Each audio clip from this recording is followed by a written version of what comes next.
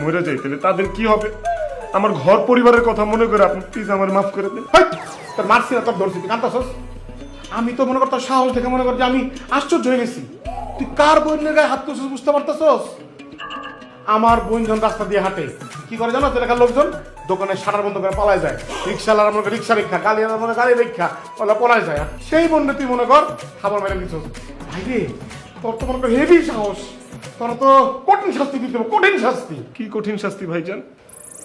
বিবাহ, কার বিবাহ? তোমার বিবাহ আমার বোনের সাথে। এইসব আপনি কি বলতেছেন ভাইজান? এতদিন ধরে তো আমি তোর মতো একটা সাহসী ছেলে খুঁজতেছিলাম।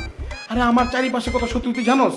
এই পর্যন্ত আমার বোনের লগে বিয়া দেওয়ার লেগে যে কটা পোলা আনছি সব পলা গেছে গা। তুই প্রথম তার পেট থেকে বুক পর্যন্ত খালি কলিজার কলিজা। অনেকদিন পর খুঁজে একটা সাহসী পোলা পাইছি। এই জন্যই তোর সাথে আমার বোনের বিয়া দিতে হবে, যাতে তুই আমার বোনকে প্রোটেক্ট করতে পারোস। অসম্ভব।